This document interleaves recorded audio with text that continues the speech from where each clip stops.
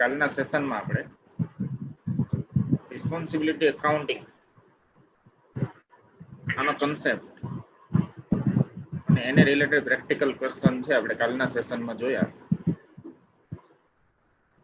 આજના સેશનમાં control reporting આના જે પ્રેક્ટિકલ ક્વેશ્ચન જોયા હતા આપણે કાલે એને આગળ વધારશું અને એમાં જે એડવાન્સ લેવલના પ્રોબ્લેમ્સ છે એને આજે આપણે જોશું. કંટ્રોલ રિપોર્ટિંગને જ ફોકસ કરવામાં આવશે આજે પણ, કારણ કે એક્ઝામમાં પણ એને જ ફોકસ કરવામાં આવે છે. એટલે એના વધારે પ્રોબ્લેમ્સ છે આજે આપણે જોશું.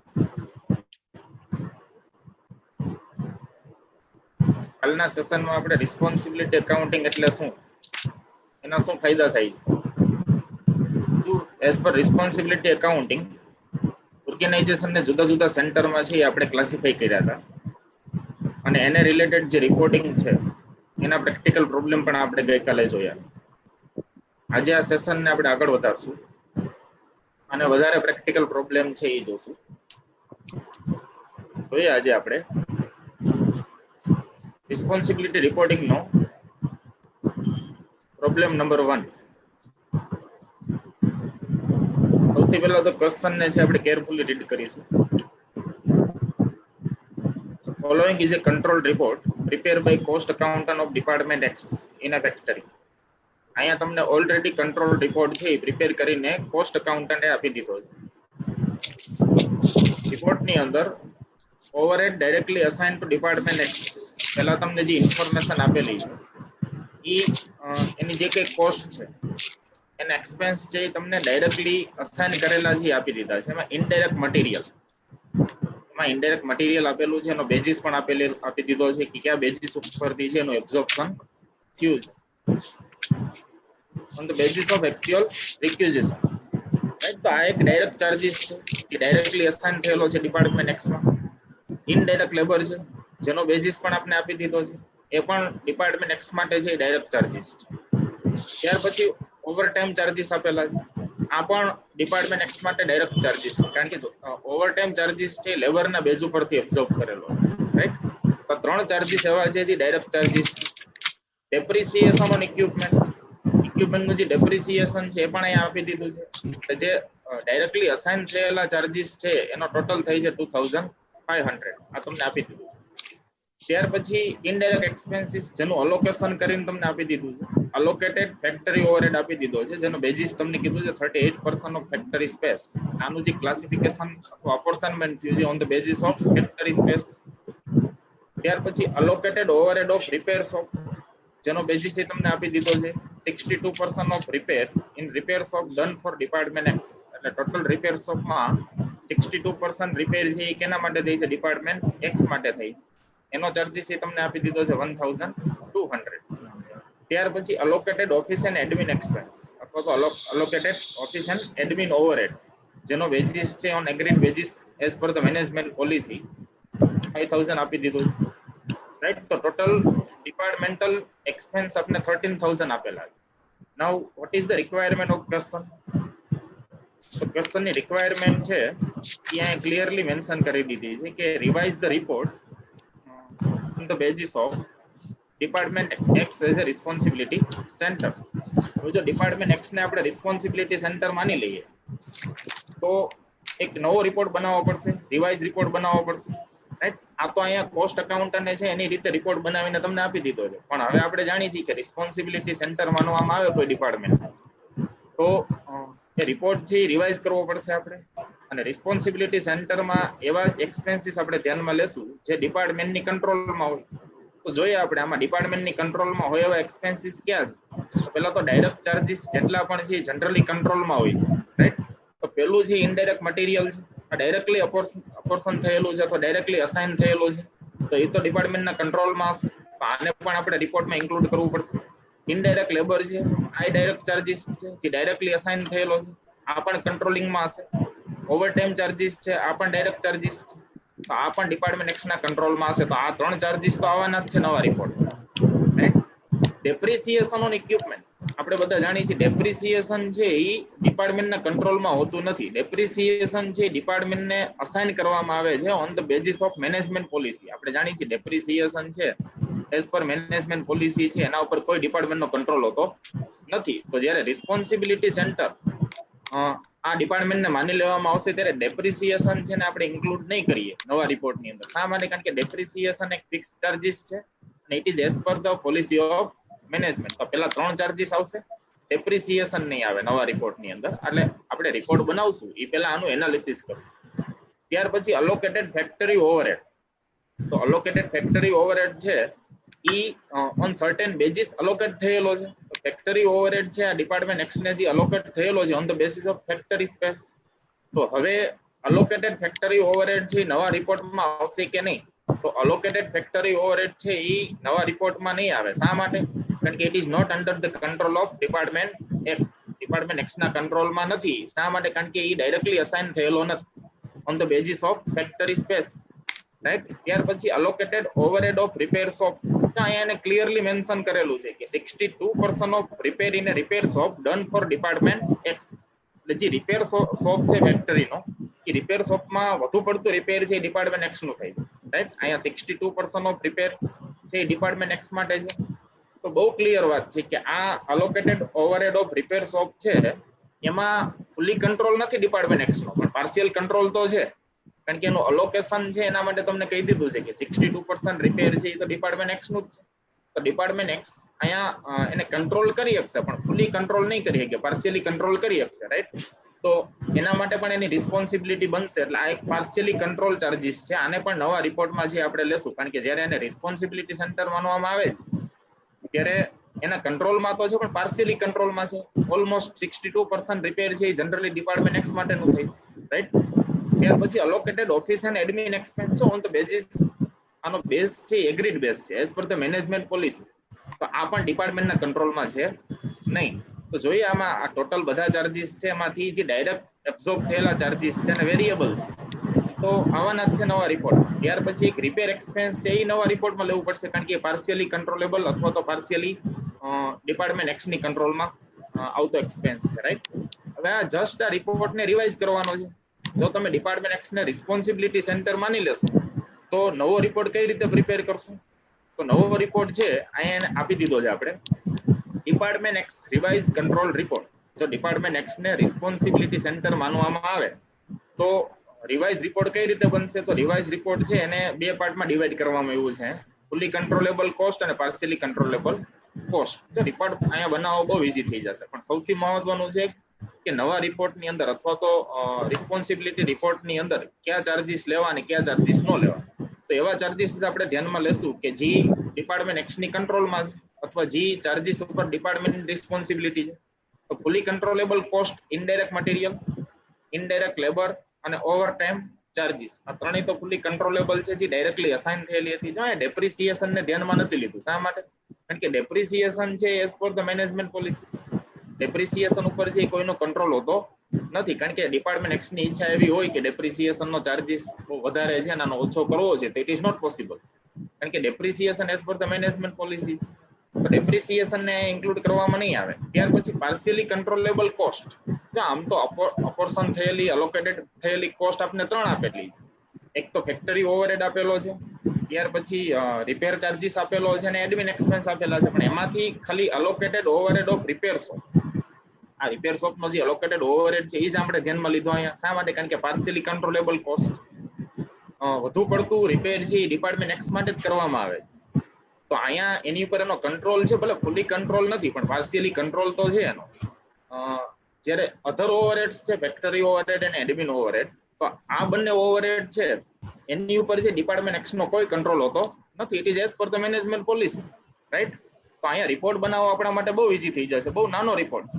ઘણીવાર એક્ઝામ ની અંદર છે એવું જરૂરી નથી કે રિપોર્ટ છે એની કન્ટેન્ટ મોટો હોય, રિપોર્ટ છે એના માટે 3 પેજ ભરાવા જ જોઈએ. It is not important. સૌથી મહત્વનું એ છે રિપોર્ટની ફોર્મેટ અને રિપોર્ટમાં કઈ વસ્તુ ઇન્ક્લુડ કરશો અને કઈ વસ્તુ ઇન્ક્લુડ નહીં કરી એનો રીઝન શું હશે, રાઈટ. નીચે નોટ આપેલી છે, department X has no control over depreciation on equipment. Department X નો ડેપ્રિસિએશન ઉપર કોઈ કંટ્રોલ છે નહીં, એટલા માટે એને ઇન્ક્લુડ કરવામાં નથી આવ્યું. ત્યાર પછી અલોકેટેડ ફેક્ટરી ઓવરહેડ, આના ઉપર પણ એનો કોઈ કંટ્રોલ નથી, કારણ કે ફેક્ટરી ઓવરહેડ જે અલોકેટ કરવામાં આવે છે on the basis of management policy. And then allocated admin overhead, since their allocation to department X is based on the overall management policy. A clear કરી દીધું છે, કારણ કે આ બધું જે અલોકેશન થયું છે એ શેના બેઝિસ ઉપરથી થયું છે? મેનેજમેન્ટની પોલિસીના બેઝ ઉપર, રાઈટ? એની ઉપર કંટ્રોલ કોનો છે? મેનેજમેન્ટનો. મેનેજમેન્ટ છે એ એનો ઓપરેશનનો બેઝિસથી નક્કી કરે છે. They have therefore been excluded from the revised control report. એટલા માટે એને એક્સક્લુડ કરવામાં આવ્યા છે નવા રિપોર્ટમાંથી, રાઈટ? તો અહીંયા આપણે રિપોર્ટિંગ છે, ગઈકાલે આપણે ક્વેશ્ચન જોયા હતા રિપોર્ટિંગના, પણ આજે અહીંયા જે રિપોર્ટિંગ જોવા મળ્યું આપણે એ થોડુંક અલગ, રાઈટ? રિસ્પોન્સિબિલિટી સેન્ટર માની લેવામાં આવે તો એનું રિપોર્ટિંગ શું હશે? કાલે આપણે એક લાસ્ટ ક્વેશ્ચન જોયો હતો જેમાં રિપોર્ટ પ્રિપેર કર્યો હતો on the basis of responsibility centre, તો ત્યારે પણ આપણે કંટ્રોલેબલ કોસ્ટ છે એને ફોકસ કરી, રાઈટ? તો અહીંયા પણ કંટ્રોલેબલ કોસ્ટ પછી ફુલી કંટ્રોલેબલ હોય કે પાર્શિયલી કંટ્રોલેબલ હોય, રિપોર્ટમાં જે મેન્શન કરવું જરૂરી થઈ જશે, રાઈટ? તો એક રિસ્પોન્સિબિલિટી રિપોર્ટનું એક્ઝામ્પલ હતું, રાઈટ? તો આમાંથી તમને ઘણું બધું નવું શીખવા મળશે. ઇન શોર્ટ, જ્યારે પણ એક્ઝામની અંદર કોઈ પણ નવો ક્વેશ્ચન આવી જાય, એક્ઝામની અંદર જરૂરી નથી કે તમે ભણ્યા હોય ક્વેશ્ચન આવશે, રાઈટ? એમાં કોઈ પણ નવો પ્રશ્ન આવી જાય તો સૌથી મહત્વનું એ છે જ્યારે ડિપાર્ટમેન્ટને અથવા તો ડિવિઝનને કે ઓર્ગેનાઇઝેશન કોસ્ટ સેન્ટર માનવામાં આવે, પ્રોફિટ સેન્ટર માનવામાં આવે અને રિસ્પોન્સિબિલિટી સેન્ટર માનવામાં આવે. તો ત્રણેય સેન્ટર માનવામાં આવે ત્યારે જુદા જુદા રિપોર્ટ પ્રિપેર થશે. પ્રોફિટ સેન્ટર માનવામાં આવે ત્યારે પ્રોફિટ વેરિયાન્સ મહત્વનો રોલ ભજવે છે, રાઈટ? કોસ્ટ સેન્ટર માનવામાં આવે ત્યારે એની કોસ્ટ અલોકેશન, બજેટેડ, એક્ચ્યુઅલ આ મહત્વનો રોલ ભજવે છે. જ્યારે રિસ્પોન્સિબિલિટી સેન્ટર માનવામાં આવે ત્યારે એની કંટ્રોલેબલ કોસ્ટ છે, એના બજેટેડ ડેટા અને એક્ચ્યુઅલ ડેટા, એનો વેરિયાન્સ આ મહત્વનો રોલ ભજવે છે, રાઈટ? તો રિપોર્ટ પ્રિપેરેશનમાં સૌથી મહત્વનું છે એક્સપેન્સને અલોકેટ કરવા, કંટ્રોલેબલ અને નોન કંટ્રોલેબલ. કંટ્રોલેબલમાં પણ પાર્શિયલી અને ફુલી, રાઈટ? તો અહીંયા આપણે રિપોર્ટની અંદર ઓનલી કંટ્રોલેબલ કોસ્ટને ધ્યાનમાં લીધી, એમાં ફુલી કંટ્રોલેબલ અને પાર્શિયલી કંટ્રોલેબલ, રાઈટ? ઓકે, ત્યાર પછી જોઈએ આપણે બીજો પ્રોબ્લેમ. કાલે એક પ્રશ્ન જોયો તો આપણે 4 રિપોર્ટ પ્રિપેર કર્યા હતા, અને 4 રિપોર્ટની અંદર એક રિપોર્ટ આપણે બનાવ્યો હતો ફોર પ્રોડક્શન ડિપાર્ટમેન્ટ, રાઈટ? બીજો એક રિપોર્ટ બનાવ્યો હતો જે રિપોર્ટ હતો ફોર ટેકનિકલ અથવા તો મેન એન્જિનિયર. ત્યાર પછી એક રિપોર્ટ બનાવ્યો હતો ફોર માર્કેટિંગ ડિરેક્ટર અને લાસ્ટમાં ફોર મેનેજિંગ ડિરેક્ટર. આ એક પ્રશ્ન જોયો હતો આપણે કાલે, એના જેવો જ એક પ્રશ્ન છે, પણ એટલા માટે આને ફોકસ કરવું જરૂરી છે કારણ કે એક્ઝામની અંદર લાસ્ટ યરના પેપર્સ તમે જોશો તો એક્ઝામની અંદર એક પ્રશ્ન તો રિપોર્ટિંગનો હોય જ છે 100%, અને ઘણીવાર બંને પ્રશ્ન છે એ કંટ્રોલ રિપોર્ટિંગના અથવા તો રિસ્પોન્સિબિલિટી રિપોર્ટિંગના હોય જ છે, રાઈટ? તો પ્રોબ્લેમ 2 પેલા પ્રશ્નને સમજશું, કારણ કે એક્ઝામમાં સૌથી મહત્વનું એ છે પ્રોબ્લેમને કેરફુલી સમજો, પ્રોબ્લેમને વ્યવસ્થિત રીતે એનાલાઇઝ કરો અને પછી આન્સર કરો, right? High-speed manufacture ready-made garment by a simple process of cutting the cloth in various shapes and then sewing the corresponding pieces together from the finished product. High-speed manufacture and ready-made garment ની company છે જેની એક process એવી cutting the cloth ને પેલા એ cut કરશે and then sewing the corresponding pieces together to form the finished product, right? પછી final product બનાવ્યા પછી છે એનું સેલિંગ કરશે. તો એની પ્રોસેસ છે કટિંગ એન્ડ સીવિંગ, આ બે પ્રોસેસ છે. ત્યાર પછી the sewing department and cutting department report to production manager, right? Sewing department and cutting department થી કોને રિપોર્ટ કરે છે? પ્રોડક્શન મેનેજરને અથવા તો પ્રોડક્શન એન્જિનિયરને અથવા તો પ્રોડક્શન ડિરેક્ટર આને રિપોર્ટિંગ કરે છે. એટલે પેલો જે રિપોર્ટ બનશે એ પ્રોડક્શન મેનેજરનો રિપોર્ટ બનવાનો. પ્રોડક્શન મેનેજરના રિપોર્ટની અંદર બે ડિપાર્ટમેન્ટ છે આપણે શો કરવા પડશે, saving department and cutting department, right? ત્યાર પછી અલોંગ વિથ એન્જિનિયરિંગ મેનેજર, એટલે પ્રોડક્શન મેનેજર છે એ પોતાનું રિપોર્ટિંગ તો કરશે પણ અલોંગ વિથ એન્જિનિયરિંગ મેનેજર, એન્જિનિયરનો જે મેનેજર છે એની સાથે રિપોર્ટ ટુ ડિરેક્ટર મેન્યુફેક્ચરિંગ. એટલે પ્રોડક્શન મેનેજર કોને રિપોર્ટિંગ કરવાનો છે? Director manufacturing. તો મેન્યુફેક્ચરિંગ ડિરેક્ટર છે એનો રિપોર્ટિંગ શું હશે? તો એના માટે રિપોર્ટિંગ પ્રોડક્શન મેનેજરનું રિપોર્ટિંગ તો હશે જ, સાથે સાથે એન્જિનિયરિંગ મેનેજરનું રિપોર્ટિંગ એ હશે, right? Cells manager, publicity manager and the credit manager, આ 3 મેનેજર છે કોને રિપોર્ટ કરવાના છે? તો રિપોર્ટ ટુ ડિરેક્ટર માર્કેટિંગ. હવે આ 3 મેનેજર છે, સેલ્સ મેનેજર, પબ્લિસિટી મેનેજર અને ક્રેડિટ મેનેજર, આ ત્રણેય મેનેજર છે એ માર્કેટિંગ ડિરેક્ટરને રિપોર્ટિંગ કરશે. અને marketing director who along with director manufacturing report to managing director of company. અને માર્કેટિંગ ડિરેક્ટર છે પોતાનું રિપોર્ટિંગ તો એમડી ને કરવાના જ છે, પણ કેની સાથે રિપોર્ટિંગ કરશે? Director manufacturing. એટલે કાલે આપણે જોયું હતું, તો કાલે આપણે 4 રિપોર્ટ બનાવ્યા. પણ અહીંયા પણ હજી ક્વેશ્ચનની રિક્વાયરમેન્ટ શું છે આપણે ખબર નથી, પણ અહીંયા પણ 4 રિપોર્ટિંગ પોસિબલ છે. આમ જોવા જઈએ આપણે એનાલિસિસ કરી તો 4 રિપોર્ટ બનશે અહીંયા. પહેલો રિપોર્ટ છે પ્રોડક્શન મેનેજરનો હશે, બીજો રિપોર્ટ છે એ એન્જિનિયરિંગ મેનેજરનો હશે, ત્રીજો રિપોર્ટ છે એ ડિરેક્ટર મેન્યુફેક્ચરિંગનો હશે. આમ જોવા જઈએ જુદા જુદા તો 5 રિપોર્ટ બને. અને પ્રોડક્શન મેનેજરનો એક જ રિપોર્ટ બનાવવો હોય, સાથે સાથે એન્જિનિયરિંગ મેનેજરને એમાં રિપોર્ટિંગ કરી દેશો તો એક પ્રોડક્શન મેનેજરનો બનશે, મેન્યુફેક્ચરિંગ ડિરેક્ટરનો બનશે, માર્કેટિંગ ડિરેક્ટરનો બનશે અને મેનેજિંગ ડિરેક્ટરનો બનશે. 4 રિપોર્ટ બનશે અહીંયા, રાઈટ. હજી ક્વેશ્ચનની રિક્વાયરમેન્ટ શું છે આપણે રીડ કરશું, પછી આઈડિયા આવશે. Okay, then the account department report the following for the last quarter of 2000. કોઈ પર્ટિક્યુલર યરના લાસ્ટ ક્વાર્ટરના તમને અકાઉન્ટ ડિપાર્ટમેન્ટે ડેટા આપેલા છે. એ ડેટાને આપણે એનાલાઇઝ કરશું, રાઈટ. તો હવે આપણી પાસે ડિપાર્ટમેન્ટ છે અથવા ડિરેક્ટરની ઇન્ફોર્મેશન છે, તો કયો ચાર્જીસ છે કેની અંડરમાં આવશે એનું એનાલિસિસ છે આપણા માટે હવે ઈઝી થઈ જશે, રાઈટ. આમ જોવા જઈએ તો પ્રોડક્શન મેનેજર છે એ along with engineering manager reporting કરવાનો છે. બીજું કોને રિપોર્ટિંગ કરવાનો છે તો ડિરેક્ટર મેન્યુફેક્ચરિંગ.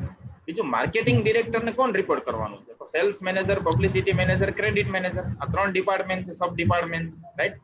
અને along with manufacturing director, marketing director કોને રિપોર્ટિંગ કરશે એમડી ને, રાઈટ. તો આ ચાર્જીસ નો આપણે એનાલિસિસ કરવા જઈએ તો ક્યાં ડિપાર્ટમેન્ટમાં આવશે એ તો આપણા માટે ક્લિયર થઈ જશે.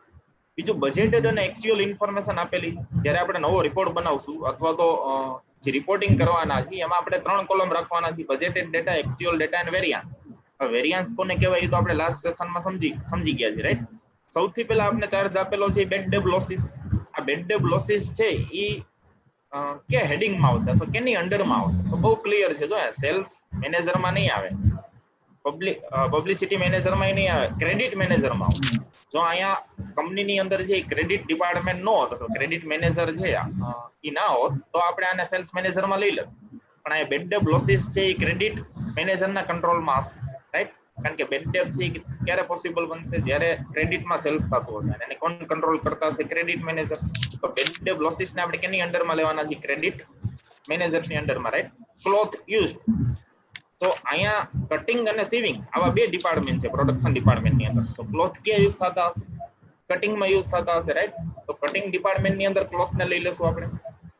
ત્યાર પછી એડવર્ટાઇઝિંગ, તો એડવર્ટાઇઝિંગ તો પબ્લિસિટી મેનેજરની અંડરમાં આવશે, રાઈટ. ઓડિટ ફી, જો અહીંયા ઓડિટ ફી છે એમડી નો ચાર્જીસ, એ મેનેજમેન્ટની કોસ્ટ. ઓડિટ ફી ને તમે અધર ડિરેક્ટર સાથે કન્સર્ન કરશો તો પોસિબલ નથી. ઓડિટ ફી પ્રોડક્શન માટે રિલેટેડ નથી. ઓડિટ ફી છે એ મેન્યુફેક્ચરિંગ ડિપાર્ટમેન્ટ માટે રિલેટેડ નથી, ડિરેક્ટર માર્કેટિંગ માટે નથી. ઓડિટ ફી છે એડમિન નો પાર્ટ છે, રાઈટ. તો એ મેનેજિંગ ડિરેક્ટર માટે છે રિપોર્ટિંગ નું જોવા મળશે, એના રિપોર્ટિંગમાં જોવા મળશે. ત્યાર પછી ક્રેડિટ રિપોર્ટ બહુ ક્લિયર છે, ક્રેડિટ ડિપાર્ટમેન્ટ છે આપણી પાસે તો ક્રેડિટ રિપોર્ટ પણ આપણે ત્યાં લેવાના છે. સેલ્સ રિપ્રેઝેન્ટેટિવ ટ્રાવેલિંગ એક્સપેન્સ, અહીંયા સેલ્સ ડિપાર્ટમેન્ટ છે આપણી પાસે, સેલ્સ મેનેજર છે એનું રિપોર્ટિંગ હશે એમાં બતાવી દેશું. સેલ્સ કમિશન છે, આ સેલ્સ કમિશનને પણ આપણે ક્યાં લેશું તો સેલ્સ મેનેજરના અંડરમાં લઈ લેશું, રાઈટ.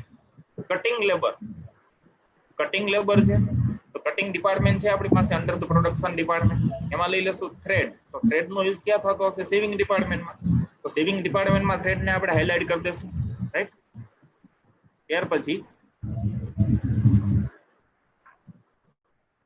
સેવિંગ લેબર છે, રાઈટ.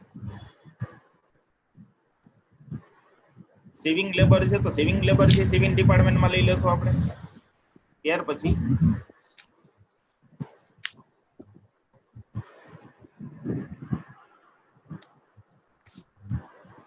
સેવિંગ ડિપાર્ટમેન્ટમાં સેવિંગ લેબર લઈ લેશું અને ત્યાર પછી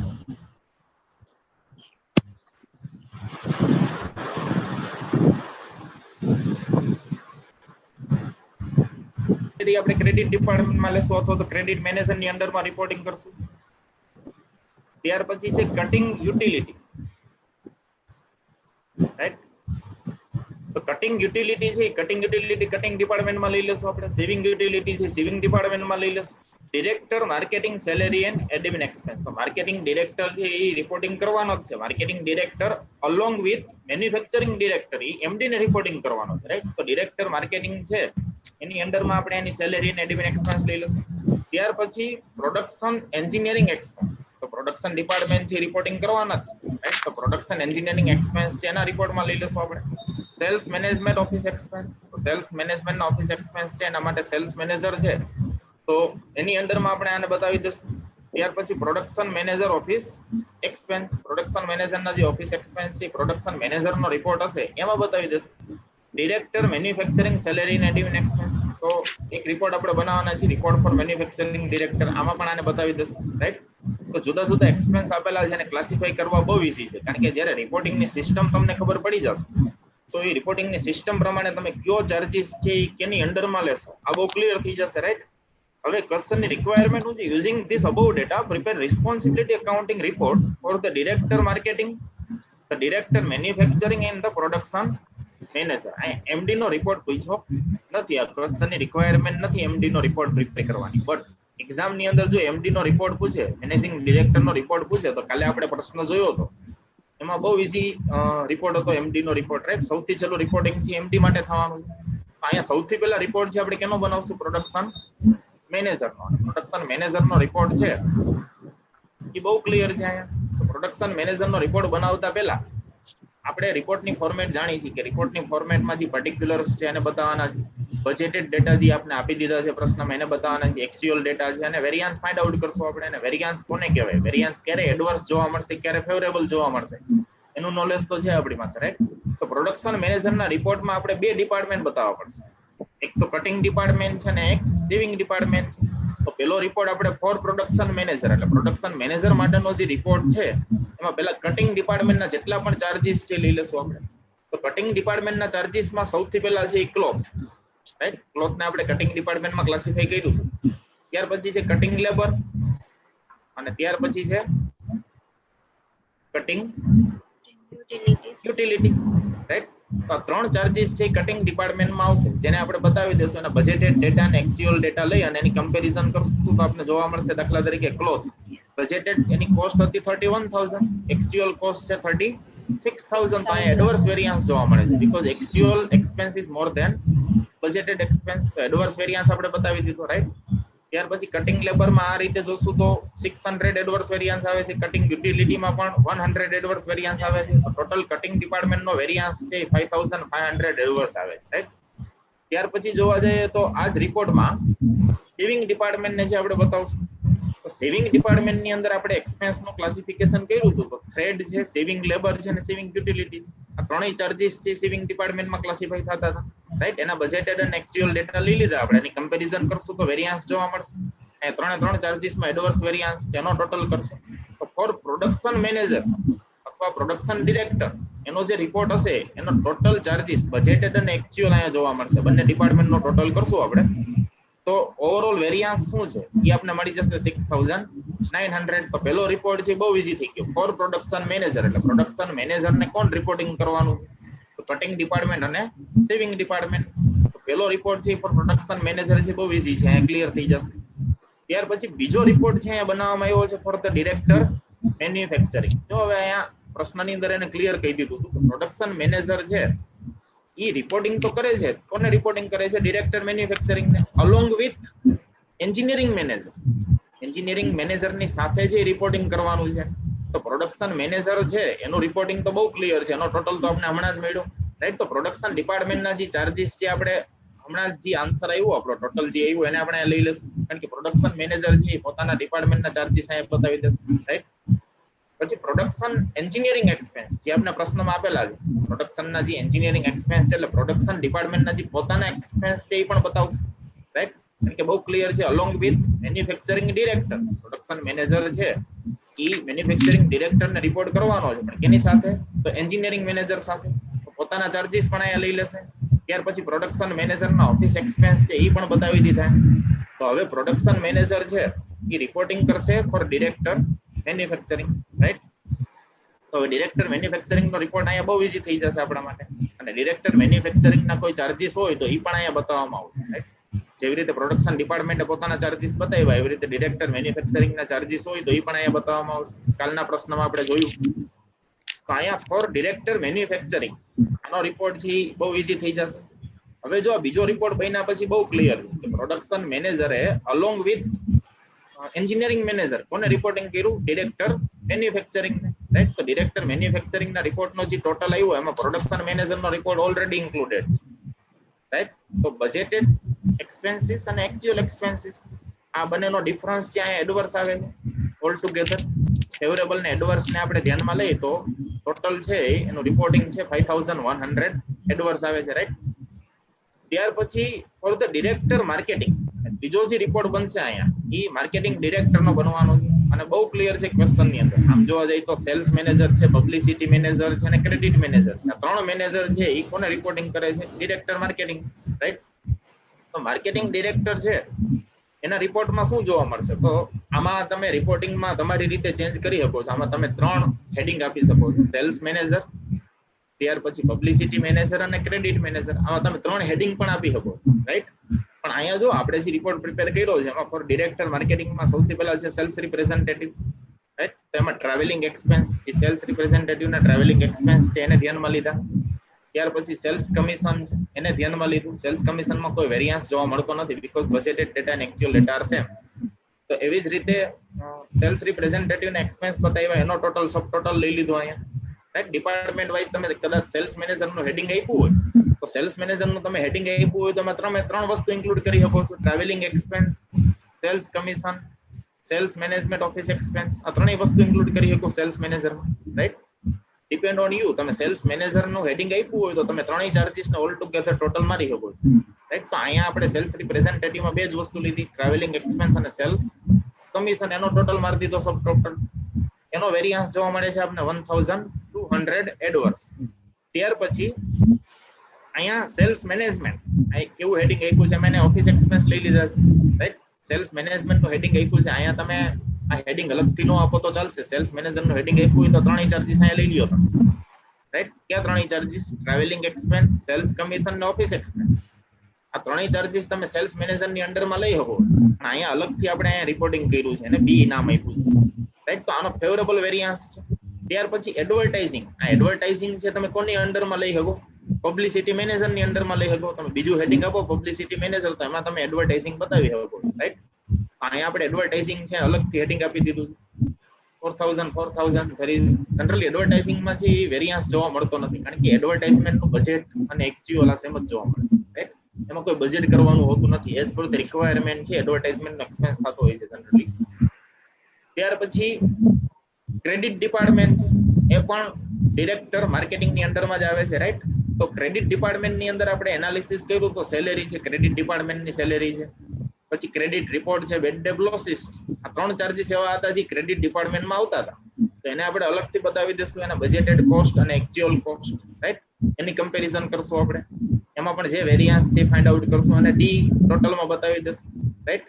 તો એ બી સી ડી આ જે ફોર માર્કેટિંગ ડિરેક્ટર નો રિપોર્ટ છે એ ચારે ચાર ટોટલમાં અહીંયા તમે ત્રણ હેડિંગમાં રિપોર્ટ બનાવી શકો. ત્રણ હેડિંગમાં સેલ્સ મેનેજર, પબ્લિસિટી મેનેજર અને ક્રેડિટ મેનેજર.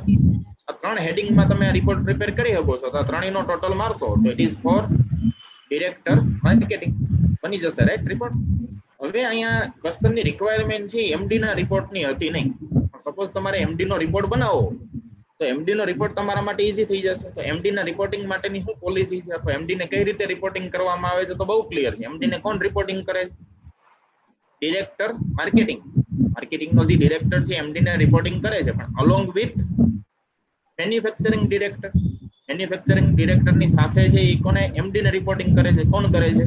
તો ડિરેક્ટર માર્કેટિંગ, રાઈટ. તો હવે તમે એમડી નો રિપોર્ટ બનાવો તો એમડી ના રિપોર્ટ ની અંદર શું ઇન્ક્લુડ કરશો તમે? તો એમડી ના રિપોર્ટ ની અંદર સૌથી પહેલા તો ડિરેક્ટર મેન્યુફેક્ચરિંગ આનો જે ટોટલ આવ્યો હતો, આપણે જે બીજો રિપોર્ટ બનાવ્યો હતો ડિરેક્ટર મેન્યુફેક્ચરિંગ, આનો જે ટોટલ આવ્યો હતો એ બતાવવામાં આવશે એમડી ના રિપોર્ટમાં, રાઈટ. જેવી રીતે આપણે મેન્યુફેક્ચરિંગ ડિરેક્ટર ના રિપોર્ટમાં પ્રોડક્શન મેનેજર નો રિપોર્ટ નો ટોટલ લીધો હતો, એવી જ રીતે આપણે એમડી ના રિપોર્ટમાં મેન્યુફેક્ચરિંગ ડિરેક્ટર ના રિપોર્ટ નો ટોટલ લઈ લેશું. બીજો ટોટલ કેનો લેશું? બીજો ટોટલ છે ડિરેક્ટર માર્કેટિંગ નો લઈ લેશું.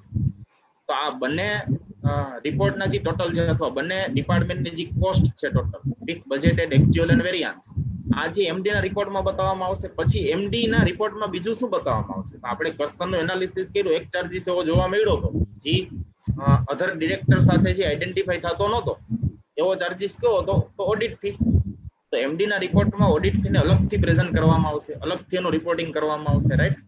તો જો તમારે એમડી નો રિપોર્ટ બનાવવો હોય તો અહીંયા બહુ ઈઝી થઈ જશે. એમડી ના રિપોર્ટમાં 3 જ વસ્તુ આવશે. એમડી ના રિપોર્ટમાં પહેલી વસ્તુ શું આવશે? તો total expenses with their variance of manufacturing director. ત્યાર પછી માર્કેટિંગ ડિરેક્ટરના રિપોર્ટના જે ટોટલ એક્સપેન્સીસ છે અલોંગ વિથ વેરિયાન્સ એ જોવા મળશે એમાં.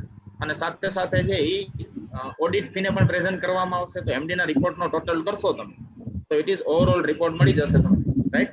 અને એનો વેરિયાન્સ પણ મળી જશે. અહીં ક્વેશ્ચનની રિક્વાયરમેન્ટ હતી નહીં એટલે એમડી નો રિપોર્ટ પ્રિપેર કરેલો નથી, પણ ઇટ ઇઝ વેરી ઈઝી. કાલનો પ્રશ્ન તમે જોયો હોય તો આજે તમારા માટે એમડી નો રિપોર્ટ છે એ બનાવવો બહુ ઈઝી થઈ જશે, રાઈટ. તો આ પણ એક રિપોર્ટિંગ નો એક્ઝામ્પલ હતું. હવે કોઈ પણ પ્રકારનું રિપોર્ટિંગ પૂછે અને ઓવરઓલ જોવા જઈએ તો તમે લાસ્ટ યરના પેપર્સનું એનાલિસિસ કરો તો રિપોર્ટિંગના પ્રશ્ન હોય જ છે, રાઈટ. અને જનરલી બે જ પ્રકારના રિપોર્ટ હોય છે. એક તો ડિપાર્ટમેન્ટ વાઇઝ રિપોર્ટ બનાવો અને કાં તો કોઈ પર્ટિક્યુલર ડિપાર્ટમેન્ટને as a cost centre, as a profit centre અને એઝ એ રિસ્પોન્સિબિલિટી સેન્ટર, આ રીતે રિપોર્ટિંગ થતું હોય છે જનરલી. આ બે પ્રકારનું રિપોર્ટિંગ તમને આવડતું હોય તો તમારા માટે એક્ઝામની અંદર ક્વેશ્ચન અટેન્ડ કરવા બહુ ઈઝી થઈ જશે, રાઈટ. તો એક્ઝામની અંદર કોઈ પણ નવો પ્રશ્ન આવે તો આપણે આ જ પોલિસી ને આ જ પ્રોસિજર છે ફોલો કરવાના છે. તો રિપોર્ટિંગ આપણા માટે બહુ ઈઝી થઈ જશે, રાઈટ. ત્યાર પછી હવે એક પ્રોબ્લેમ છે 3 થોડોક અલગ છે અને એડવાન્સ લેવલનો. એને સમજવાની ટ્રાય કરશો આપણે, right. Problem number 3. Jimmedar work limited has at the factory 3 production department. કોઈ પર્ટિક્યુલર કંપની છે એના 3 પ્રોડક્શન ડિપાર્ટમેન્ટ છે. 3 પ્રોડક્શન ડિપાર્ટમેન્ટમાં મશીન શોપ, ફેબ્રિકેશન અને એસેમ્બલી, 3 પ્રોડક્શન ડિપાર્ટમેન્ટની અંદર છે એ ડિપાર્ટમેન્ટ આવેલા છે. Machine shop, fabrication and assembly which are responsibility of shop superintendent. અને આ ત્રણેય ડિપાર્ટમેન્ટની રિસ્પોન્સિબિલિટી કોની છે? તો શોપ સુપરિન્ટેન્ડન્ટ, રાઈટ. અહીંયા જો પ્રોડક્શન ડિપાર્ટમેન્ટની અંદર 3 ડિપાર્ટમેન્ટ છે, machine shop, fabrication and assembly, અને એની જવાબદારી કોની છે? તો શોપ સુપરિન્ટેન્ડન્ટની. તો shop superintendent along with material manager. અહીંયા પણ એની રિપોર્ટિંગની સિસ્ટમ છે એ તમને સમજાવવામાં આવી કે શોપ સુપરિન્ટેન્ડન્ટ છે એ along with material manager, planning superintendent and maintenance engineer report to work manager at a factory, right. તો શોપ સુપરિન્ટેન્ડન્ટ છે પોતાનું રિપોર્ટિંગ તો કરશે, પણ કોની સાથે રિપોર્ટિંગ કરવાના છે? તો material manager, planning superintendent and maintenance engineer, આ ત્રણેયની સાથે રિપોર્ટિંગ કોને કરવાના છે? તો વર્ક મેનેજરને. આમ તમારે રિપોર્ટ બનાવવાનો થાય તો તમે પહેલો રિપોર્ટ કોનો બનાવશો? તો શોપ સુપરિન્ટેન્ડન્ટનો રિપોર્ટ બનાવશો. એની અંડરમાં કયા ડિપાર્ટમેન્ટ આવે છે? તો મશીન શોપ, ફેબ્રિકેશન અને એસેમ્બલી, રાઈટ. અને શોપ સુપરિન્ટેન્ડન્ટ જે રિપોર્ટિંગ કરશે કોને? Work manager. બીજો રિપોર્ટ તમે બનાવશો તો એ વર્ક મેનેજર માટેનો બનાવશો, પણ along with material manager, planning superintendent and maintenance engineer. તો આ એની સિસ્ટમ છે. So office administration, sales and publicity come under the sales manager who along with work manager report to managing director of company.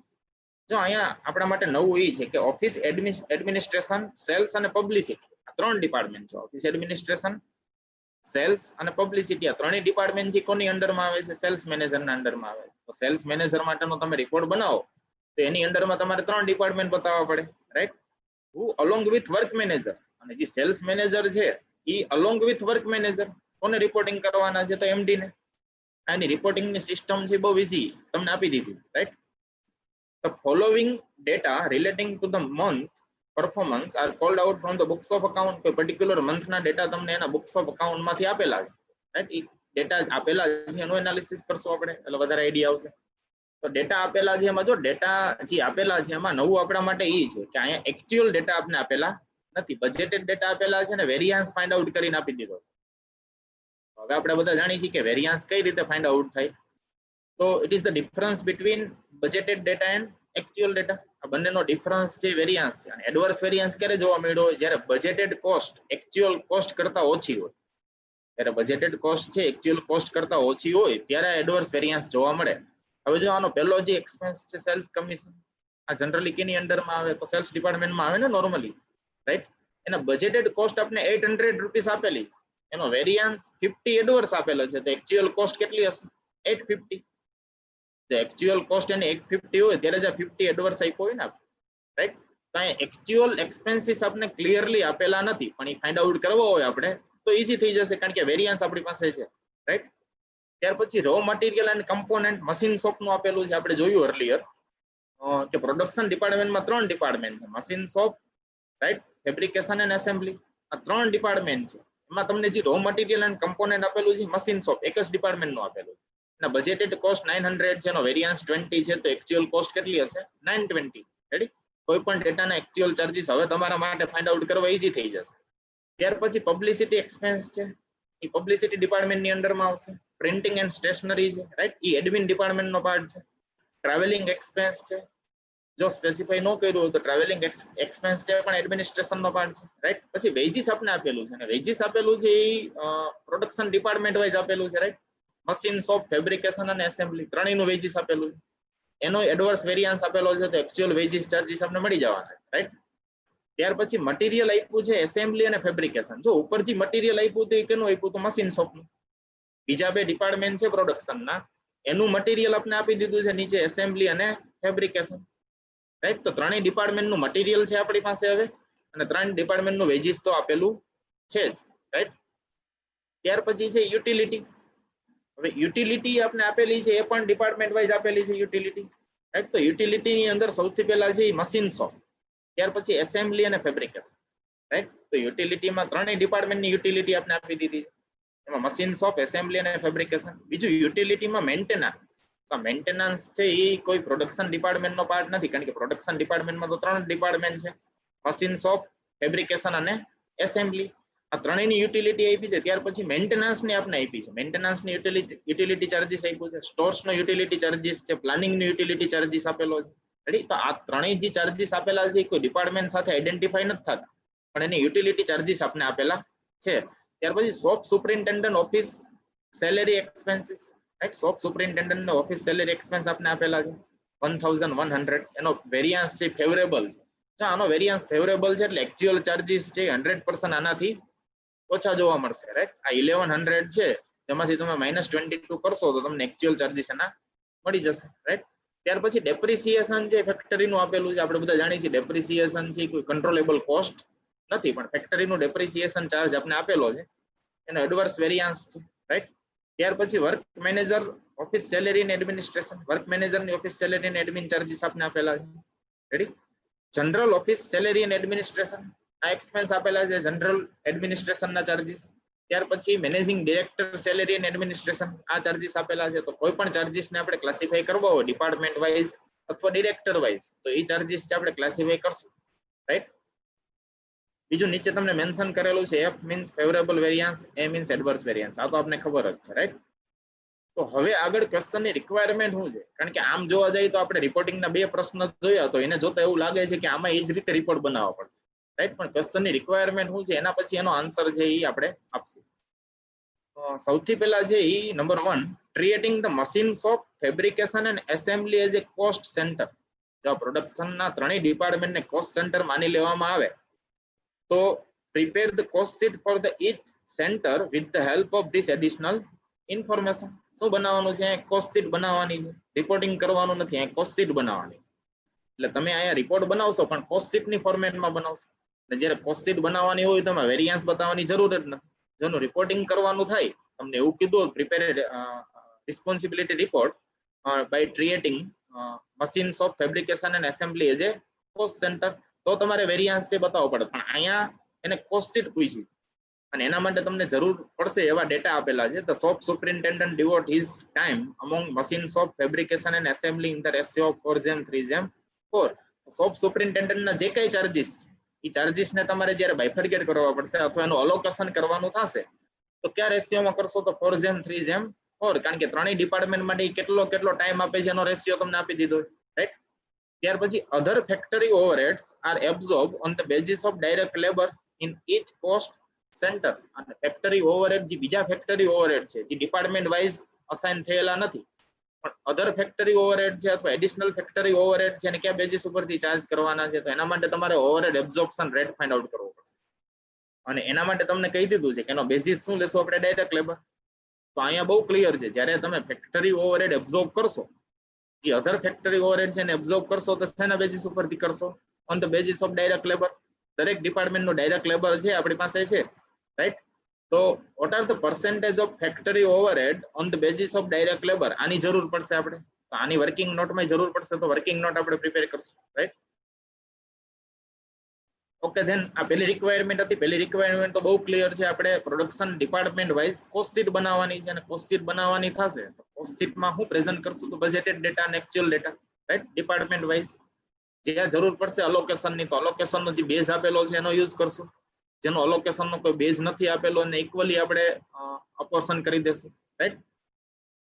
ત્યાર પછી number 2 બીજી requirement શું છે, creating the machines of fabrication and assembly as a responsibility centre. જો અહીંયા જ્યારે તમે એને રિસ્પોન્સિબિલિટી સેન્ટર માનો છો ત્યારે એનો રિપોર્ટ બનાવવાનો થશે તો એનો રિપોર્ટ જુદો હશે. આપણે જાણીએ છીએ જ્યારે રિસ્પોન્સિબિલિટી સેન્ટર છે કોઈ ડિપાર્ટમેન્ટને અથવા તો કોઈ ડિવિઝનને માની લે ત્યારે એનું રિપોર્ટિંગ છે એ થોડુંક અલગ હોય છે, રાઈટ. તો અહીંયા કોસ્ટ સેન્ટર માની રિપોર્ટ બનાવવાનો છે, કોસ્ટ શીટ બનાવવાની છે, રાઈટ. અને બીજું રિસ્પોન્સિબિલિટી સેન્ટર માનીને એનો રિપોર્ટ બનાવવાનો છે, એટલે રિસ્પોન્સિબિલિટી એકાઉન્ટિંગ રિપોર્ટ બનાવવાનો, રાઈટ. તો જોઈએ આપણે પહેલી રિક્વાયરમેન્ટ છે ક્વેશ્ચન એના ઉપર પહેલા ફોકસ કરશું. પહેલી રિક્વાયરમેન્ટ છે કોસ્ટ શીટ બનાવવાની, cost sheet for each centre with the help of this additional information. તો કોસ્ટ શીટ બનાવશું. કોસ્ટ શીટની ફોર્મેટ શું હશે? જો બહુ ક્લિયર છે, અહીંયા વેરિયન્સ ને બતાવવાની જરૂર નથી. કોસ્ટ શીટની ફોર્મેટ છે બહુ ક્લિયર છે. એમાં વેરિયન્સ આપણે શો નહીં કરીએ પણ બજેટેડ ડેટા અને એક્ચ્યુઅલ ડેટા ડિપાર્ટમેન્ટ વાઇઝ બતાવવાના છે. પ્રોડક્શન ડિપાર્ટમેન્ટમાં 3 ડિપાર્ટમેન્ટ છે, મશીન શોપ, ફેબ્રિકેશન અને એસેમ્બલી, રાઈટ. તો મશીન શોપ, ફેબ્રિકેશન અને એસેમ્બલી આ ત્રણેય ડિપાર્ટમેન્ટના છે આપણે ચાર્જીસ બતાવી દેશું અને કોસ્ટ શીટની ફોર્મેટમાં બતાવશું. અહીંયા વેરિયન્સને બતાવવાની જરૂર નથી. તો જોઈએ આપણે કોસ્ટ શીટ બનાવવાની થાય તો સૌથી પહેલી કોસ્ટ હોય છે પ્રાઇમ કોસ્ટ હોય છે, ત્યાર પછી ફેક્ટરી ચાર્જીસ હોય છે, રાઈટ. ત્યાર પછી જોવા જઈએ તો કોસ્ટ ઓફ પ્રોડક્શન જોવા મળે છે આપને, ત્યાર પછી ટોટલ કોસ્ટ જોવા મળશે, બરોબર. તો આપને જે ક્વેશ્ચન ની અંદર ઇન્ફોર્મેશન આપી છે એના ઉપરથી ડિપાર્ટમેન્ટ વાઇઝ જે કોસ્ટ ડાયરેક્ટલી આઈડેન્ટિફાઈ થાય છે એને પહેલા આપણે લઈ લેશું, જે ડાયરેક્ટ ચાર્જીસ, રાઈટ. ડાયરેક્ટ ચાર્જીસમાં સૌથી પહેલા તો row material and component. Row material and component ત્રણેય ડિપાર્ટમેન્ટનું આપણે ક્લિયરલી આપેલું છે. રો મટીરિયલ એન્ડ કમ્પોનન્ટ તમે ક્વેશ્ચન ની અંદર જોશો તો રો મટીરિયલ એન્ડ કમ્પોનન્ટ આ મશીન શોપનું જો અહીંયા બહુ ક્લિયરલી આપેલું છે.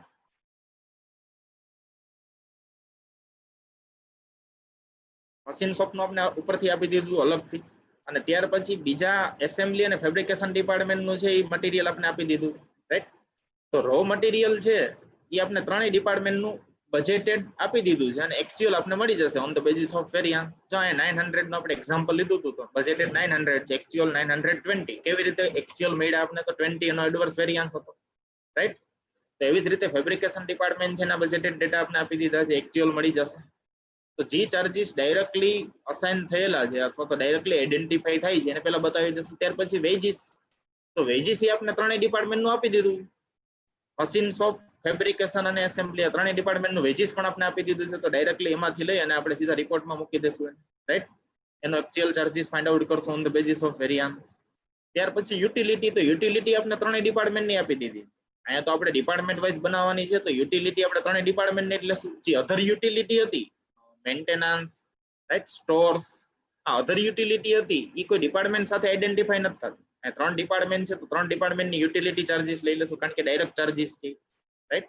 તો પ્રાઇમ કોસ્ટમાં 3 કોસ્ટ આવશે, રો મટીરિયલ, વેજીસ અને યુટિલિટી. આ ત્રણેય cost with budgeted and actual data એનો ટોટલ કરશું એટલે આપણે શું મળશે? Prime cost. પ્રાઇમ કોસ્ટનું એનાલિસિસ કરવું હોય તો મશીન શોપનો બજેટેડ પ્રાઇમ કોસ્ટ 2020 હતી જ્યારે એની એક્ચ્યુઅલ પ્રાઇમ કોસ્ટ 2040 થઈ ગઈ, રાઈટ. તો અહીંયા મશીન શોપમાં છે એ એડવર્સ વેરિયન્સ છે ઓવરઓલ પ્રાઇમ કોસ્ટનો 40. એવી જ રીતે ફેબ્રિકેશનમાં પણ જો સેમ રહે છે, ફેબ્રિકેશનમાં there is no variance, right. એવી જ રીતે એસેમ્બલી ડિપાર્ટમેન્ટમાં ઘટાડો થાય છે, it means favourable variance, right. તો પ્રાઇમ કોસ્ટનું એનાલિસિસ પણ તમે કરી શકો. ત્યાર પછી કોસ્ટ શીટને આગળ વધારી અને પ્રાઇમ કોસ્ટ પછી આપણે જનરલી ફેક્ટરી ઓવરહેડ છે એને રિલેટેડ ચાર્જીસ છે ધ્યાનમાં લેતા હોય, રાઈટ. ત્યાર પછી ફેક્ટરી ચાર્જીસ પછી એડમિન ઓવરહેડ છે એને રિલેટેડ ચાર્જીસ આપણે ધ્યાનમાં લેતા હોય. તો shop superintendent office salary and expense. હવે આપણી પાસે જે શોપ સુપરિન્ટેન્ડન્ટનો જે ચાર્જીસ છે એનું અલોકેશનનો બેઝ આપણે નીચે આપેલો છે. જે એડિશનલ ડેટા આપેલા છે એમાં તમને ક્લિયરલી કહી દીધું છે કે શોપ સુપરિન્ટેન્ડન્ટ છે એ દરેક ડિપાર્ટમેન્ટને કેટલો ટાઈમ આપે છે તો એનો રેશિયો આપી દીધો છે આપણે 4:3:4. તો આ રેશિયોમાં આપણે અલોકેટ કરશું પણ કઈ અમાઉન્ટને અલોકેટ કરશું? તો જો ઓફિસ સેલેરી એન્ડ એક્સપેન્સ આનો ટોટલ તમને આપી દીધો છે. કેટલો આપેલો છે total? Shop superintendent office salary and expense અહીંયા આપી દીધો છે આપણે 1100. આ 1100 ને આ બજેટેડ ડેટા છે, એક્ચ્યુઅલ તો આના ઉપરથી મળી જશે તમને કારણ કે 22 ફેવરેબલ છે તો એક્ચ્યુઅલ આનાથી ઓછો હશે 22 રૂપીસ. રાઈટ. તો 1100 ને આપણે અલોકેટ કરવાના છે ક્યાં રેશિયોમાં, તો 4:3:4 આ રેશિયોમાં બજેટેડ ડેટાને આપણે અલોકેટ કરશું. તો જો ઓફિસ સેલેરી એન્ડ એક્સપેન્સ છે 400, 300 અને 400, આ ત્રણેયનો ટોટલ કરશો તો 1100 થશે, રાઈટ. તો બજેટેડ ડેટાને અલોકેટ કરી દીધા. એક્ચ્યુઅલ ડેટા તમને મળી જશે એનાથી 22 ઓછા, એટલે 1100 થી 22 ઓછા. હવે એને અલોકેટ કરશું ક્યાં રેશિયોમાં, આ જ રેશિયોમાં. તો 392, 294 અને 392, રાઈટ. એક્ચ્યુઅલ ડેટા આપણને ટોટલમાં મળી જશે તો અલોકેટ આ જ રેશિયોમાં કરી દઈશું, કારણ કે એના અલોકેશનનો બેઝિસ આપણે પ્રશ્નમાં આપી દીધો. તો એને અલોકેટ કરવા પડશે. અને ઓફિસ સુપરિન્ટેન્ડન્ટ છે અથવા તો શોપ સુપરિન્ટેન્ડન્ટ છે એ ફેક્ટરી ઓવરહેડનો પાર્ટ છે, રાઈટ. ત્યાર પછી અધર ફેક્ટરી ઓવરહેડ. હવે અધર ફેક્ટરી ઓવરહેડ છે આપણે પ્રશ્નમાંથી ફાઇન્ડ આઉટ કરવા પડશે, રાઈટ. તો ઉપર જે આપણે ચાર્જીસ લઈ લીધા, જે ડાયરેક્ટલી આઈડેન્ટિફાઈ થતા હતા એને તો લઈ લીધા આપણે, પણ આના સિવાયના બીજા ફેક્ટરી ઓવરહેડના ચાર્જીસ છે એ આપણે આઈડેન્ટિફાઈ કરવા પડશે. એના માટે વર્કિંગ નોટ અહીંયા બનાવેલી. તો ફેક્ટરી ઓવરહેડમાં બીજા કયા ચાર્જીસ આવશે, જો યુટિલિટીમાંથી આપણે ડાયરેક્ટ ચાર્જીસમાં લઈ લીધા હતા મશીન શોપ, ફેબ્રિકેશન અને એસેમ્બલી. આ ત્રણેયની યુટિલિટી આપણે લઈ લીધી હતી, પણ બીજી યુટિલિટી હતી મેન્ટેનન્સની, સ્ટોર્સની અને પ્લાનિંગની. આ ત્રણ યુટિલિટીના ચાર્જીસ આપણે રીડ કર્યા હતા ત્યારે પણ મેં સમજાવેલું કે આ ત્રણેય યુટિલિટીના ચાર્જીસ છે કોઈ ડિપાર્ટમેન્ટ સાથે આઈડેન્ટિફાઈ થતા નથી, તો શેમાં આવશે, અધર ફેક્ટરી ઓવરહેડમાં, રાઈટ.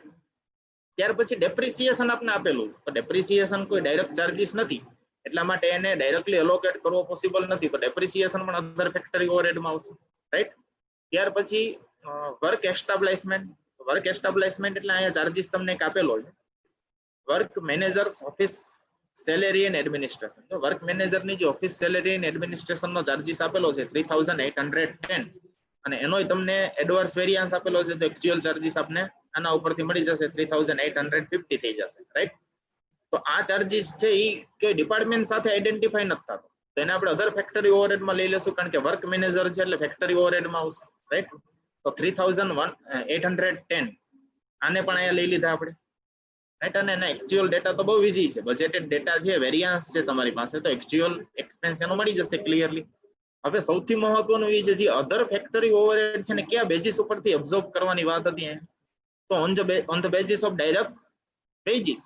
ડાયરેક્ટ વેજીસના બેઝિસ ઉપરથી આને એબ્ઝોર્બ કરવાના છે, તો આપણે એક પર્સન્ટેજ અથવા તો overhead absorption rate find out કરવો પડશે, રાઈટ. બંને માટે, બજેટેડ માટે અને એક્ચ્યુઅલ માટે. તો બંને માટે overhead absorption rate find out કરશો તો એના માટે તમારે શેની જરૂર પડશે, તો એના માટે સૌથી પહેલા તો ફેક્ટરી ઓવરહેડના બજેટેડનો ટોટલ છે આપણી પાસે, રાઈટ. એનું ફોર્મ્યુલા શું થશે, તો budgeted factory overhead divided by budgeted direct labour. તો બજેટેડ ડાયરેક્ટ લેબર તમારે જોતું હોય તો ટોટલ બજેટેડ ડાયરેક્ટ લેબર કેટલું થશે, તો ક્વેશ્ચનની અંદર તમને ડાયરેક્ટ લેબર આપી દીધું, રાઈટ. તો ત્રણેયનું 800, 600 અને 720, તો ત્રણેયનો ટોટલ કરશો તો ટોટલ બજેટેડ ડાયરેક્ટ લેબર આપને મળી જશે. એને અહીંયા લઈ લેશું આપણે, તો ડિવાઇડેડ બાય ડાયરેક્ટ લેબર એટલે પર્સન્ટેજ મળી જશે કે ડાયરેક્ટ લેબરના કેટલા પર્સન્ટ છે એ ફેક્ટરી ઓવરહેડ છે, તો 400%. એવી જ રીતે actual data same, actual data factory ઓવરહેડના લઈ લેશું અને ડિવાઇડેડ બાય ડાયરેક્ટ લેબરના એક્ચ્યુઅલ ડેટા લઈ લેશું, એટલે ઓવરહેડ એબ્ઝોર્પ્શન રેટ આ આપણા માટે ઈઝી થઈ જશે. અને આના બેઝિસ ઉપરથી હવે 400% આપને મળી ગયા, તો આના બેઝિસ ઉપરથી છે આ ચાર્જીસને આપણે એબ્ઝોર્બ કરી આપશું. તો અધર ફેક્ટરી ઓવરહેડ છે, ફોર એક્ઝામ્પલ જો અહીંયા વેજીસ છે 800 છે અને કેટલા પર્સન્ટ છે ફેક્ટરી ઓવરહેડ છે 400%, રાઈટ. તો 800 છે, 800 મલ્ટીપ્લાઈડ બાય 4 તો 3200. આવી જ રીતે કોઈ પણ ડિપાર્ટમેન્ટમાં છે એબ્ઝોર્પ્શન થઈ જશે, રાઈટ. કારણ કે પર્સન્ટેજ તમને મળી ગયા, it is 400% of direct labour. તો આને આપણે એબ્ઝોર્બ કર્યું, પણ એના માટે એબ્ઝોર્પ્શન રેટ પણ ફાઇન્ડ આઉટ કર્યો, કારણ કે it is the policy of management. મેનેજમેન્ટની પોલિસી તમને ક્લિયર કરી દીધી હતી કે શેના બેઝિસ ઉપરથી ચાર્જ કરશો, અને તો ઓવરહેડ એબ્ઝોર્પ્શન રેટના બેઝિસ ઉપરથી, રાઈટ. અને ઈ રેટ આપણે 400% મળી ગયો બંનેનો. તો હવે પ્રાઇમ કોસ્ટ પછી એમાં ફેક્ટરીને રિલેટેડ ચાર્જીસ એડ કર્યા પછી હવે જે કોસ્ટ મળશે એને ફેક્ટરી કોસ્ટ અથવા વર્ક કોસ્ટ આપણે કહીશું, રાઈટ. તો ફેક્ટરી કોસ્ટ અથવા વર્ક કોસ્ટ છે આપણે ઈઝીલી મળી જશે. ત્યાર પછી હવે જોવાનું છે એડમિનિસ્ટ્રેશન ચાર્જીસ. અને એડમિનિસ્ટ્રેશન ચાર્જીસ છે તો એડમિનિસ્ટ્રેશન, સેલિંગ એન્ડ ડિસ્ટ્રીબ્યુશન આપણે જાણીએ છીએ, administration overhead, selling and distribution overhead, એના પછીનો રિમેનિંગ ઓવરહેડ તો આ જ રહેશે. તો બંને ઓવરહેડ છે એના માટે તમને ઇન્ફોર્મેશન તો આપેલી છે, પણ એના માટે એનું અલોકેશન કઈ રીતે કરવું અથવા એનું એબ્ઝોર્પ્શન ડિપાર્ટમેન્ટ વાઇઝ કઈ રીતે કરશું એની કોઈ ઇન્ફોર્મેશન છે નહીં. તો હવે જેની કોઈ ઇન્ફોર્મેશન ન હોય એને આપણે કયા બેઝિસ ઉપરથી ચાર્જ કરશું? તો એને ઇક્વલી ચાર્જ કરશું બધામાં, રાઈટ? તો એને ઇક્વલી અપોર્શન કરશું. તો હવે એની પહેલા તો administration, selling and distribution overhead છે કેટલા એને ક્વેશ્ચન ની અંદરથી ફાઇન્ડ આઉટ કરવા પડશે. ક્વેશ્ચનનું જે લિસ્ટ આપ્યું છે આપણે, એક્સપેન્સનું જે લિસ્ટ આપ્યું છે, આમાંથી આપણે જેટલા એડમિન, સેલિંગ એન્ડ ડિસ્ટ્રીબ્યુશનના ચાર્જીસ છે એને લઈ લેશું, રાઈટ? એના માટે અહીંયા વર્કિંગ નોટ બનાવી. તો administration, selling and distribution overhead, right? હવે જે ડિપાર્ટમેન્ટ વાઇઝ આઈડેન્ટિફાઈ નથી થતા, બીજું જેનું અલોકેશન ઓલરેડી આપણે કરી દીધું છે, એના સિવાયના ચાર્જીસ છે આમાં જવાના છે. તો એના સિવાયના ચાર્જીસમાં જોશું તો સેલ્સ કમિશન, બજેટેડ ડેટા અને actual data, publicity, printing and stationery, travelling, general office expense અને મેનેજિંગ ડિરેક્ટરના એડમિન એક્સપેન્સ અથવા એસ્ટાબ્લિશમેન્ટ ચાર્જીસ છે, રાઈટ? આ બધા ચાર્જીસ છે. હવે જે બાકી રહે છે બધા લઈ લીધા, તો એડમિનમાં આવશે બધા. એક્ચ્યુઅલ ડેટા એના લઈ લીધા. તો હવે એના બજેટેડ કોસ્ટ અને એક્ચ્યુઅલ કોસ્ટ આ તમને ઇઝીલી મળી જશે.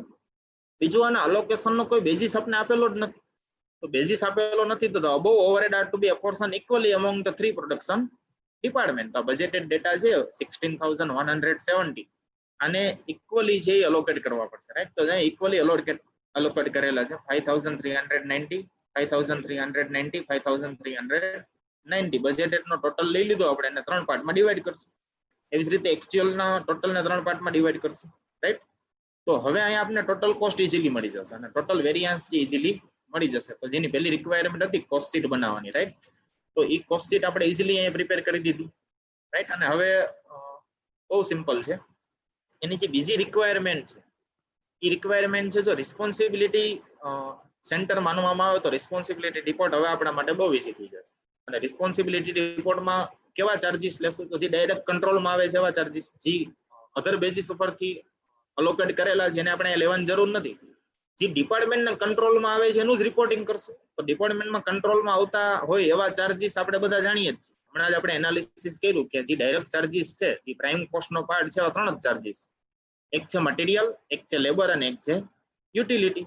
આ ત્રણેય ચાર્જીસ ડિપાર્ટમેન્ટ વાઇઝ બજેટેડ આપણે આપેલા છે અને department wise actual data variance ઉપરથી આપણે મળી જાય છે. જ્યારે રિસ્પોન્સિબિલિટી રિપોર્ટ બનાવો ત્યારે બહુ ક્લિયર છે, બજેટેડ ડેટા આપેલા છે દરેક ડિપાર્ટમેન્ટના, એ મૂકી દેશું આપણે. દરેક ડિપાર્ટમેન્ટના બજેટેડ ડેટા સાથે એનો વેરિયન્સ પણ આપેલો છે, એ વેરિયન્સ મૂકી દેશું અને એના ઉપરથી એક્ચ્યુઅલ ચાર્જીસ આપણે મળી જશે. એક્ચ્યુઅલ ચાર્જીસ ફાઇન્ડ આઉટ કરવા બહુ ઇઝી થઈ જશે. તો અહીંયા જો રિસ્પોન્સિબિલિટી રિપોર્ટ આપણે બનાવ્યો તો બહુ ઇઝી થઈ ગયો આપણા માટે, કારણ કે જે ડાયરેક્ટલી ડિપાર્ટમેન્ટના કંટ્રોલમાં આવશે એવા જ ચાર્જીસને અહીંયા રિપોર્ટિંગ કરવામાં આવશે. જે પોતાના કંટ્રોલમાં નથી એવા ચાર્જીસને રિપોર્ટિંગ કરવામાં નહીં આવે, રાઈટ? તો આજે આપણે 3 પ્રશ્નો જોયા રિપોર્ટિંગના, અને 3 પ્રશ્નો છે કંઈક ડિફરન્ટ પ્રશ્નો હતા. એક પ્રશ્ન છે સિમિલર હતો લાસ્ટ સેશન પ્રમાણે, પણ આ 3 પ્રશ્નો છે અગેન ઇક્વલી ઇમ્પોર્ટન્ટ છે એક્ઝામ માટે, અને એક્ઝામમાં છે એ રિપોર્ટિંગના પ્રશ્નો વધુ જોવા મળે, રાઈટ? તો આ જે 6 પ્રશ્ન જોયા આપણે 2 સેશનની અંદર, એ બહુ મદદરૂપ થશે એક્ઝામની અંદર તમને, રાઈટ?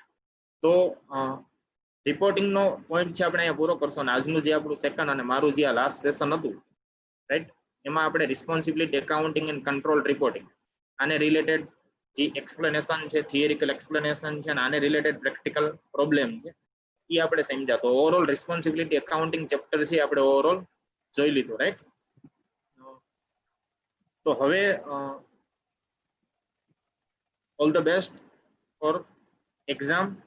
દરેક સ્ટુડન્ટને છે એ સારી એક્ઝામ જાય એના માટે શુભકામના. બીજું